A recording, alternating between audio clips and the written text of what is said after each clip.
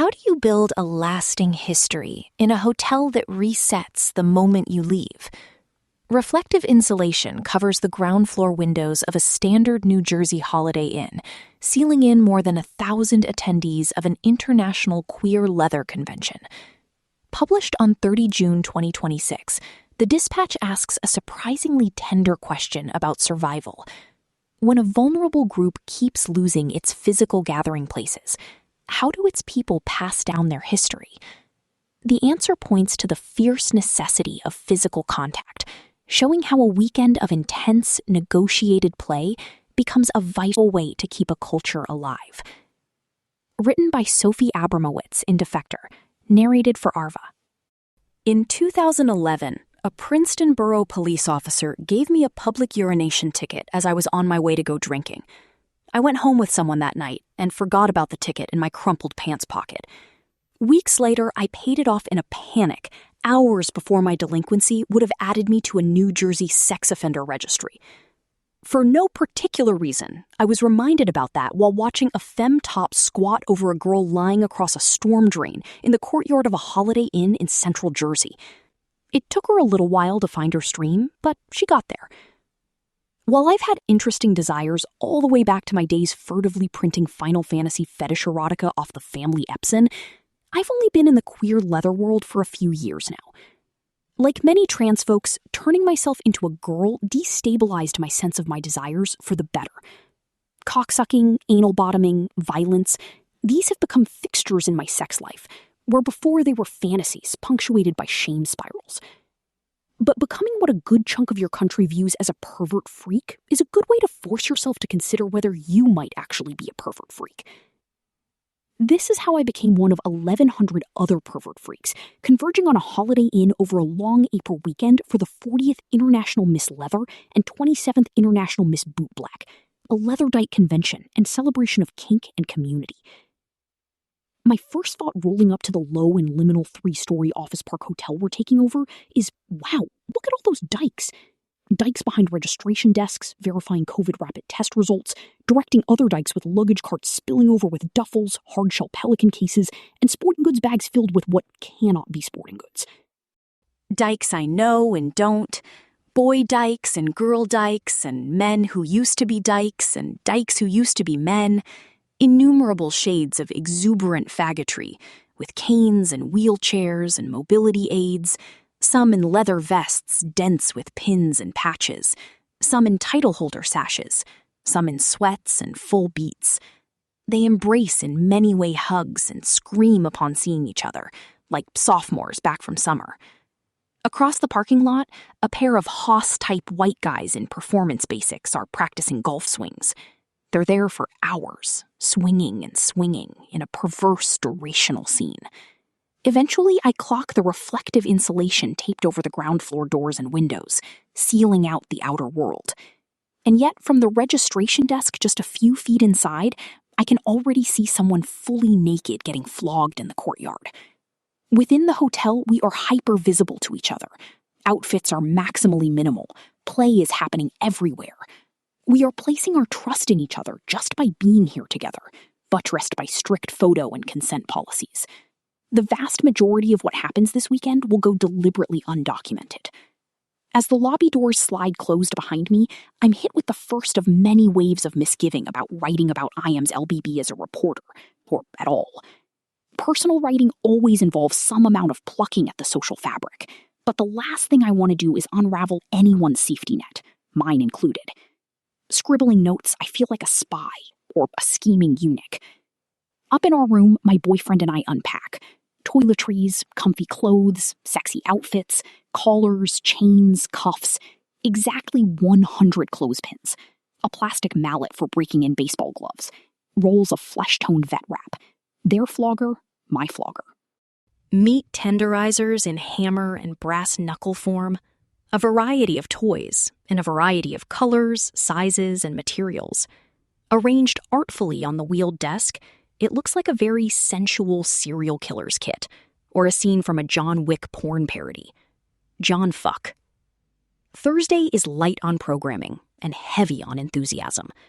While the dungeon can't escape its vanilla life as a Holiday Inn function room, with a weird monastic silence and what one friend calls homophobic lighting, the courtyard is fizzing. Picnic blankets of chatting queers sit alongside fisting scenes in collapsible sex swings. Every tree is prime real estate for restraint. On one table, there's a personal library of vintage lesbian magazines, issues of On Our Backs, Leslie, and Bad Attitude. One cover advertises both Finding the Goddess Within and Vampires. There are so many trans people, so many visible surgery scars and bulges and voices in various stages of retraining. I spend the weekend peeing at urinals, joyously and unselfconsciously. As a voyeur, both sexually and creatively, being here is like drinking from the fire hose. There are so many tableaus, so much eavesdropping, so many plot lines. The heartbeat of it all, though, is laughter. It sounds like a playground. The same oral collage of terrified shrieks, explosive laughter, and spontaneous vocalizations, just in post-pubescent registers. Later in the weekend, a harmonica will be bandaged into my mouth as a gag, and my laughter will come out musical, which only makes me laugh harder. In the sympathetic vanilla imagination, kink is understood as escapism. The self-possessed girl boss by day unwinds by being a submissive pain slut by night. But here, the full-throated laughter doesn't so much indicate escape as total engagement, a way to be nowhere other than your body and mind, here and now, on your own terms, in a space transformed for our own purposes. That evening, there's a mass hormone shot under the waxing moon to bless the weekend. Its organizer says grace in elaborate black lingerie, quoting Octavia Butler. "All that you touch, you change. All that you change, changes you. The only lasting truth is change. God is change." We toast with our syringes. Needle tops provide cute bandages and sharps disposal containers laid out on the picnic tables. My night winds down with a fisting train in the gazebo. I'm fist number 11, and I turn to take in the courtyard beyond its railings. In one direction, I can see a candlelit picnic date on the lawn and tender sex. I identify the lovers by their hip tattoos. In the other, more candlelight, this to drip wax on someone mummified in pallet wrap. In the back of the courtyard, someone hangs alone in a meditative self-suspension, half sprawled on the grass. Nearby, someone is naked on a picnic blanket, being mouth-fucked by feet and boots and cigarettes ashed onto their tongue, propped against someone else's body. In the grid of courtyard-facing windows, someone's getting flogged in perfect profile, like a performer in a proscenium. All these parallel scenes, with their own public-private sweet intensity. The twink bottoming for the train breaks his record. 13 people's fists. We cheer. We're really proud. Some of us go to bed, and some of us go to Wawa. Friday is supposed to be the last nice day of weather, so the courtyard is churning by noon when I'm meeting Alethea, my blondest friend. Ahead of the weekend, I'd sent her a notebook page filled with my desires. Many of them involved role play. Growing up, my formative kink was transformation. Boys becoming girls, girls becoming different. The horror and fascination of passing beyond the opaque veil of a transformative experience. Being forced to submit to your own desires and wear them on your body. In message boards and chat rooms, I enacted fantasies on and with strangers, some of whom are likely here this weekend. I haven't much engaged with roleplay in my adult leather life. Anyone can stomp me into the mud, but there is something strangely vulnerable about indulging old desire. For decades, I ached to be a girl, which I told myself was unrealistic, unrealizable, dead on arrival. I'm still working on letting myself want again. I really like the idea of correcting, teaching, training, and testing, Alethea had texted. And here in the courtyard, she explains what's about to happen. I'm in finishing school, she says, as I change into the tiny black corseted Mugler dress and 2 big heels she's brought me. I'm to address her as prefect, or head girl, and she's training me to be a proper slut.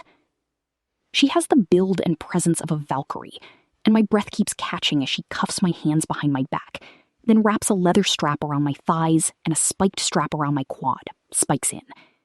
The spikes are already biting. She places a copy of Bullfinch's Mythology on my head. Every time it falls, she'll add a hit. I'm to walk toward her, one foot in front of the other, heel to toe, a proper lady's gait. I'm to visualize a purple thread pulling the crown of my head up. She let me choose the color. We are playing, but the scene gains reality fast. The fear I'm feeling is real. Alethea uses silence well and holds her gaze intensely. Keeping the book on my head demands my full attention, a form of sensory deprivation. The pride I feel in keeping the book balanced is real, too. As the scene progresses, people pause to watch or sit on the grass, snacking on fruit and discussing me. I'm heckled. When the book falls again, there are mocking ahs. I feel the thrill of being entertainment to some and background noise to others. We only pause once, briefly, so my boyfriend can keep my blood sugar up with bites of a breakfast sandwich and sips of iced coffee. The hits Alethea doles out are wildly painful, slow and meticulous, especially when she hits the spiked strap, especially because the heels force my legs to tense, making it impossible to relax into the hit. I whimper and quiver against them, and in anticipation of them. I cannot be anywhere but my body, trying to be the most proprioceptive girl in New Jersey. I feel beautiful and pathetic. Throughout the weekend, people tell me how hot my scene was, how it's burned into their mind. The spikes in my thigh draw blood, little vampire bites which bruises form around. Afterward, Alethea disinfects and bandages them, then strokes my head and tells me how well I've done. In the days since, I've wondered what we get to keep from these scenes. I have the dress, charged now with meaning. I wore it to a straight wedding recently. The courtyard's a strict no-photo zone, so all we have is one picture my boyfriend took, my pale cleavage as I bend over, a tripled trail of fingernail gouges down it. There are my bruises, a raised wash of purples and browns. We digitize them with a handheld scanner at a barbecue later. Alethea sends me a video of the dents in the book cover, evidence of my training. I feel proud and straighten my posture. Some scenes live on in collective memory, spread by word of mouth, become shorthand. The mud scene, the Laura Palmer scene, the pizza party, the witch trial. Some will become jack-off material, some anecdotes, some photo albums, some just memories. Elements will linger in the body. Scars, hyperpigmentation, my boyfriend's dyke stick and poke on their inner thigh, a UTI, while others live elsewhere. Stains on clothes and notebook pages, a bag of bloody hair and needles, scuffs on boots. The Holiday Inn will reset completely, though. The rooms turned over, the grass re-landscaped. There are cruising and update boards in the lobby, but they're dry erase. My bruises have already mostly faded. I heal too well. Thanks to morality raids in the 80s and the atomizing, consenting adults behind closed doors rhetoric of the 90s and aughts, leatherdyke spaces, ones which belong to us and hold our memorabilia and graffiti, are today extremely few and far between. Instead, we're perpetual renters, carrying our history on our vests and in our duffels. History is the drumbeat of the ceremonial portion of this weekend, the International Miss Leather and Miss Bootblack competitions. Welcome home, declares Patty, the MC, and herself International Miss Leather 2014, to a ballroom of leather, latex, and rubber-wrapped queers, some on laps or on their knees, early Friday night. To the first-timers, she adds, welcome to your new home. Patty is charming, confident, and self-effacing. An enormous leather pride flag forms the stage's backdrop, while another wraps the podium. The ballroom is one of the few spaces where pictures are allowed, though only of the stage. There's an official event photographer. Another died suddenly shortly before this year's convention, and she's tearfully memorialized by her mentor. She financially supported a family in Palestine, so a leather pride flag skirt is auctioned off to raise the money. When the bid gets too high for any one person to beat, audience members stand up to chip in on top of it. The skirt ends up selling for mid-4 figures. It's unclear who will actually take it home, but I'll remember that auction. "We're here because we know that we have to let the world know that we're here," said Judy Tallwing McCarthy in her 1987 victory speech after being crowned the first international Ms. Leather, speaking as both an Apache and a leatherdyke. An invisible minority leaves itself open as easy prey for those individuals who would deny us our freedom, our very existence. And we're here tonight being very visible. 40 years later, we queers are both hyper-visible and back in the crosshairs, subject to rotting Reagan-era moral panics driven by rotting Reagan-era guys. I feel a bitter sweetness in Tallwing McCarthy's strident clarity. The arc of history is long, but apparently it just kind of loops back around. Can any of what went on this weekend be historicized in a world that will seize any opportunity to brand us as violent, perverse, indulgent, gross, strange? Because we are all those things. It's just not a big deal. We feed each other fruit afterward and get drive-through Wendy's for our friends. But there are 40 years of leather history between Tallwing McCarthy then and me now, so I go digging to try to see how our community has navigated the knife's edge of visibility and survival. What I find are fragments, personal blogs, partially digitized archives of defunct publications, camcorder rips with fuzzy sound, HTML jank, and lots of dead links and dead ends. Instead, I find myself tracing threads, following stories nested within stories until I reach their source, or something like it. I find a 2011 IMSL history panel with 9 former title holders from that year's convention, including IMSL numbers 1, 2, and 4. In the video, an older Tallwing McCarthy talked about the origins of the contest, spurred in part by the Outcasts, a West Coast lesbian SM org. The Outcasts came in support of IMSL, saying we needed something like this. We need to make leather women visible, she said. And I kept bitching because I kept judging these frickin' contests, and these little stand and model girls would come and win them. And I said, where's the damn leatherdykes? I know there's a ton of us. Where the hell are they? Stand and model is a slam on SM posers. Being haters is a rich part of our tradition. The contests she described were local competitions around the Northwest, mostly held at men's leather bars due to a lack of women's establishments. The Outcasts were themselves successors to Sumwa, the short-lived but pivotal lesbian activist organization, social organizers, fighters of the bruising second-wave sex wars, and authors of the seminal Dyke BDSM collection Coming to Power. In the introduction to his collection Public Sex, published in 1994, Sumwa co-founder Patrick Califia described outing himself as a leatherdyke to a BDSM hostile public, both queer and straight, by publishing A Secret Side of Lesbian Sexuality in The Advocate in 1979. I was terrified when I wrote it. I kept getting up in the middle of typing to lie down until my nausea subsided and my hands stopped shaking. His fears were reasonable. In the 70s, outing yourself as into kink meant risking harassment, vandalism, death threats, and even assault, especially as a woman, and especially from other women whose feminism conflated heavy play with rape, assault, and patriarchal capitulation. While other attendees enjoyed the Michigan Women's Music Festival's erotic lesbian paradise, Stephen K. Stein wrote in Sadomasochism and the BDSM Community in the United States, BDSM women traveled in groups and arranged their own security patrols to keep themselves safe. Nevertheless, we persisted. As Califia continued, his essay and Tallwing McCarthy's speech echoed each other. Why write and publish something that felt so dangerous?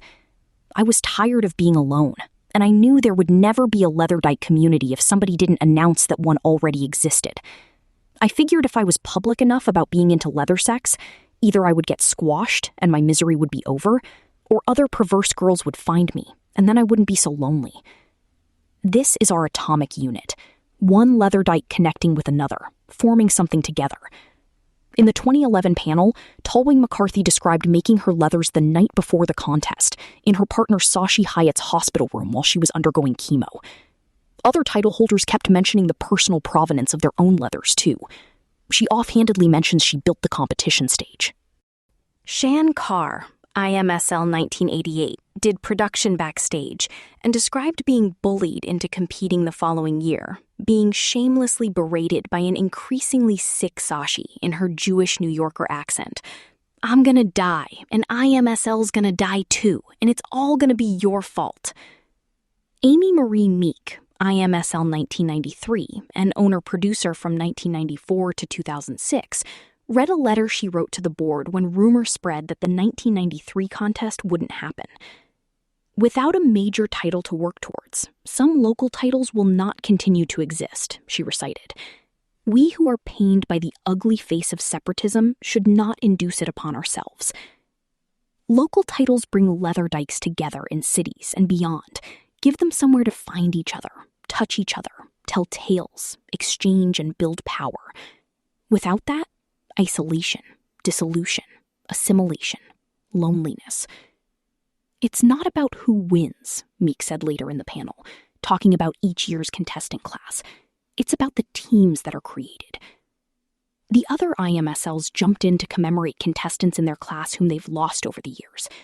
The title holders, by virtue of being title holders, are the ones who get archived, the bone in the fossil record. Their names are recorded, their speeches are somewhat preserved, and they're interviewed and photographed. But title holders also serve as both gatherers and sowers of memory. That role was baked into IMSL's founding. The organizers launched their event in 1987 with the expectations contestants were already politically active, Stein wrote. Speaking at local and regional title contests, they disseminated political information and encouraged activism and fundraising for social and political causes. Ideally, title holders create focal points of community visibility and knowledge without exposing all of us or airing our very stained laundry to a public that has fluctuated over the decades from fetishizing, derogatory, to overtly hostile. I think of how Akasha, not yet IMSL 2026, happened to spot my friend reading Leatherfolk in the courtyard and recommended The Mayor of Folsom Street as a follow-up. We are portals to each other.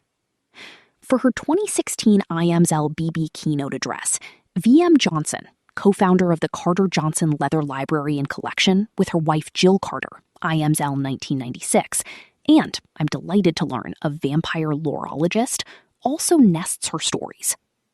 Johnson talked about the leatherdykes she came up hearing about and described being laced into her first corset as an induction, being told, as of now, your body is your own. Do with it what you will. Modify it how you choose, and give it to the person you love no matter what the legislature says. She talked about the moment of realization that she was now an actor in leather history and a peer to all those proper nouns, not just an inheritor of it. I think you want to know your heroes, but no one has bothered to tell you the stories, Johnson said, settling into an armchair on stage. The difference is they are not remote people. They are here, in this room. She devotes the rest of her speech to their oral histories. It's an imperfect record, of course. We're only human. Johnson's mic discipline is not great. I have trouble catching some names and quotes because of how far she held it from her face. I find an interview with Sarge, IMSL 2015, who said she plans to write a book on the history of IMSL, interviewing, photographing, and documenting the amazing women who have paved the way for the current class. As far as I can tell, the book exists only in these interviews. Another 2015 Bay Area Reporter article that mentioned Sarge's book plans also covered programming that honored Rich Stattmiller, a scene photographer with an enormous bank of pictures from decades of leather events. Nobody is identified in his photos, but I recognize people all the same. There's Patty, the MC, a decade younger. There's Spencer, IMSL 1994. The first trans person to hold a leather title. The article talked about the origins of his photography.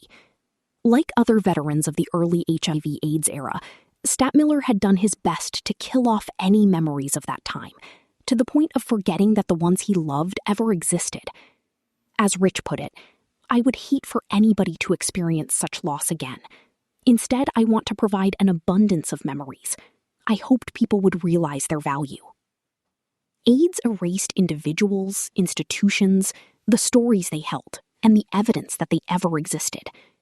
Accelerating that erasure was the release of a report on pornography by Edwin Meese, Reagan's Attorney General, whose investigation unleashed a wave of police raids on sex and BDSM clubs, adult bookstores, bathhouses, leather bars, and even private play parties, intensified and legitimized by AIDS fears from both the straight and more respectable queer community.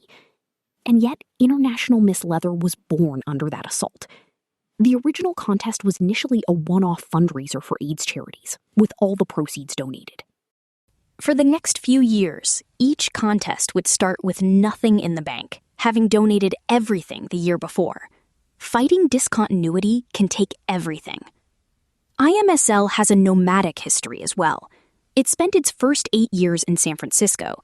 After Meek took over, it was hosted in a different city every year as a way to showcase and juice the local scene, including Chicago, home of International Mr. Leather, and Vegas, Toronto, and Dallas. International Miss Bootblack was incorporated in 1999, and I apologize deeply to the Bootblack community for not being able to offer them more history in this already overstuffed piece. That span also saw the national leather scene foundering, as internet decentralization and declining persecution contributed to BDSM organizations demobilizing politically and withering in membership. It has become increasingly difficult to find contestants for IMSL, as it has for many other leather contests, wrote Steve Lennius, Lavender Magazine's recently retired leather columnist, in his 2006 piece on IMSL's 20th anniversary. Fewer local and regional women's leather contests mean fewer winners to go on to compete in the IMSL contest. In 1999, IMSL had 14 contestants. That number had fallen to 5 by 2002. In 2026, there are 2.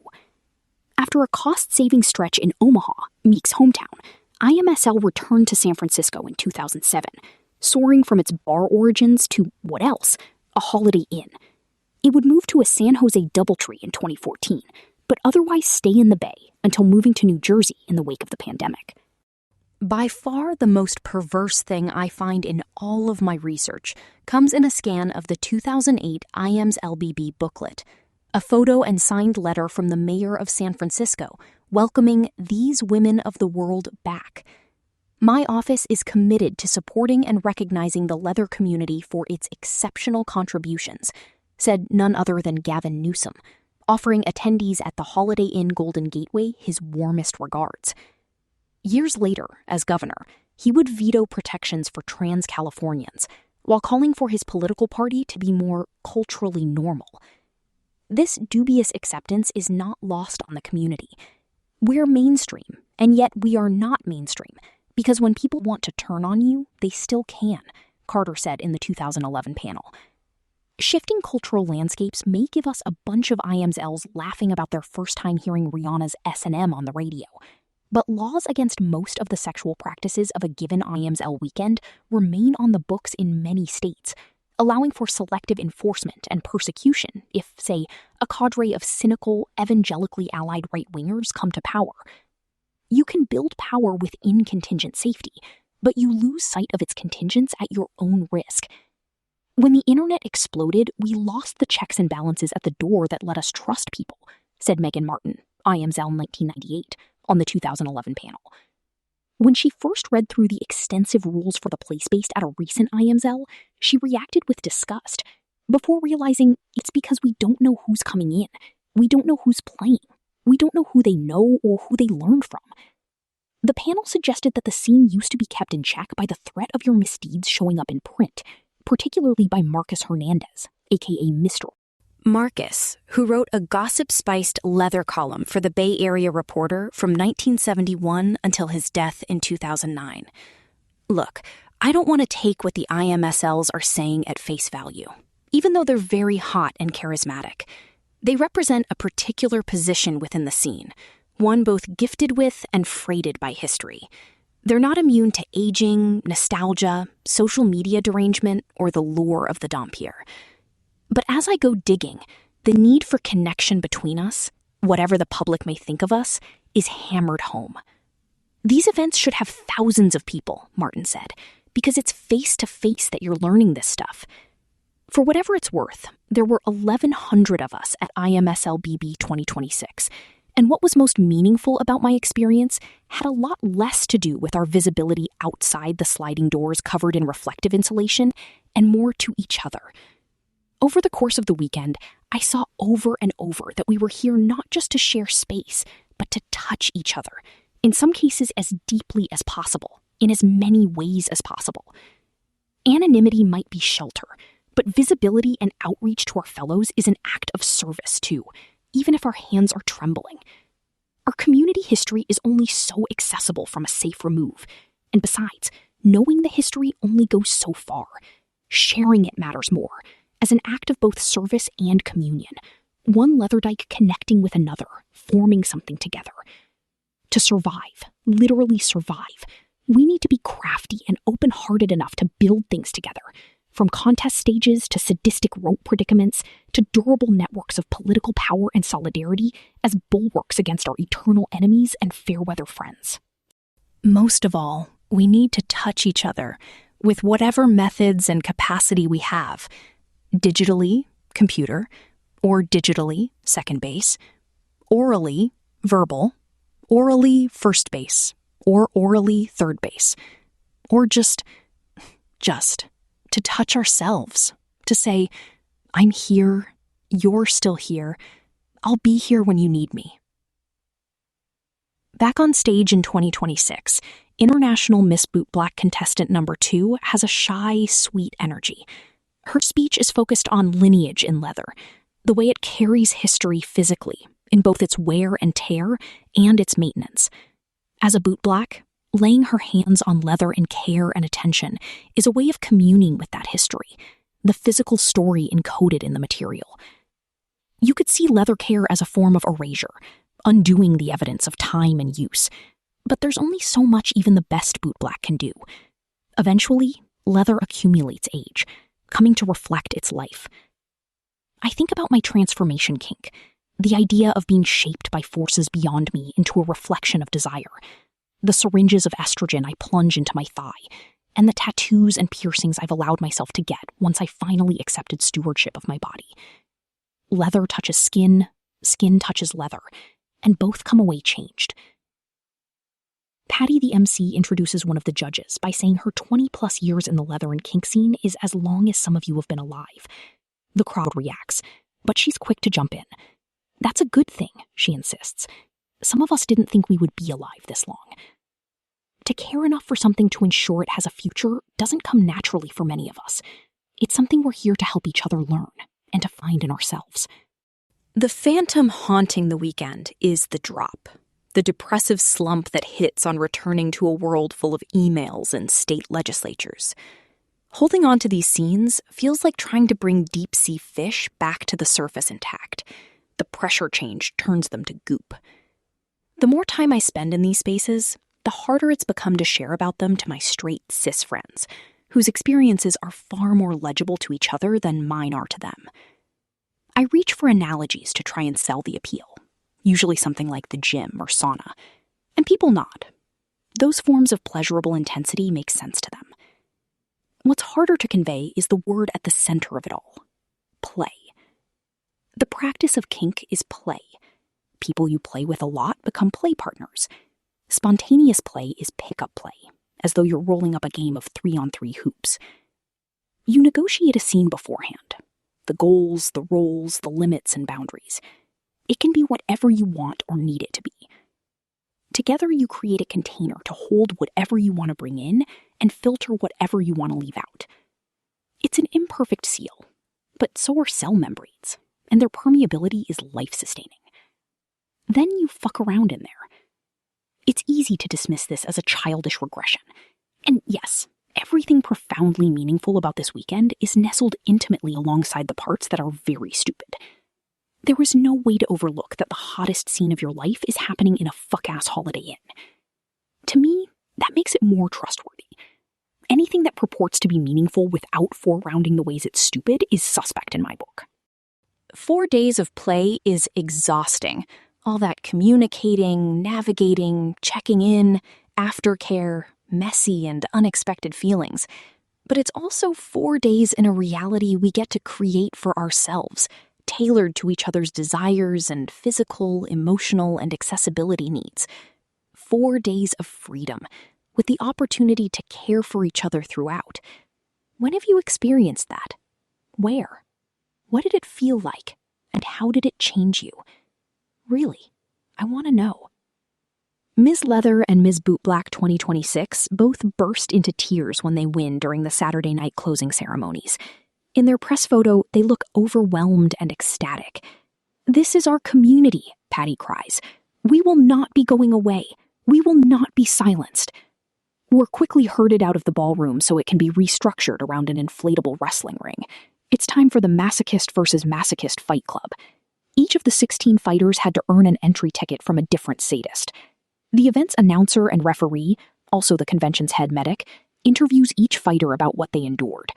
One was tickle-tortured and made to walk around with lube-soaked socks in his boots. The audience bleats a collective "la." I earned my ticket, proving that finishing school made me a proper lady who can keep mud off my dress while chained up and stomped on. My dress did get muddy. Entering the fight is an insanely bad idea. I'm paired with a beloved NYC bimbo, one of the few fighters with a longer reach than me, cute in her lacy pink negligee. I ask her if she fights, and she says she fought at this last year. I ask how she did. She laughs, the tiniest little heh. "Good," she says. "I am athletic and scrappy, and over a year out from a back surgery. I'm fucked." My 2024 began with a debilitating back spasm. MRIs showed a massive L5-S1 disc herniation. I couldn't comfortably sit, stand, or lie down. I was sleeping 4 hours a night, pushing my sobriety with cocktails of muscle relaxants, on and off-label pain meds, and supplements, pacing at 3 a.m. in hopes of flossing my nerves enough to doze. My reintroduction to consensual pain came a year and a half later, after months of post-op rehab. I was gently, slowly co-topped on a friend's bed. They checked in every few hits. We changed positions regularly. It was nerve-wracking at first, then a relief to find I could still lean into the pleasure of the anticipation and the stingy afterglow. Anchored by trust and love, my body knows the difference between pain I don't choose and pain I do, as much as it knows the difference between drowning and diving. Now I am stepping onto the inflatable mat in my little Adidas slut dress as the PA blasts Thunderstruck and the crowd roars my opponent's name. "Make mommy proud," a handmade sign reads. The other fights have been vicious, complete with takedowns and holds, meat slamming meat. The fighters are judged on style and ferocity. After each match, they have to make up. Most make out. My fight starts, and I am pinned almost immediately, but I thrash, bite, dig my nails into her tit, fling myself around. She wins, but I make her earn it. Her lip is split and bleeding as we face each other, awaiting judgment. After we make up, I dab my finger in her blood and mark my forehead with it. It just feels like the right thing to do. She'll go on to the semifinals, and watching her fight, it's clear how little hope I had. The rest of the night, friends tell me how impressed they were, how well I held my own, how strong and brave I am. In my notes, I write, "I love violence." The champion is a wrecking ball of power and charisma. She is fat and gorgeous. Between matches, she grabs the mic to holler about the beauty of fat dyke bodies. The audience goes truly wild. She has an asthma attack during her final fight, and her inhaler is rushed to the ring. While she recovers, the ref interviews her dom.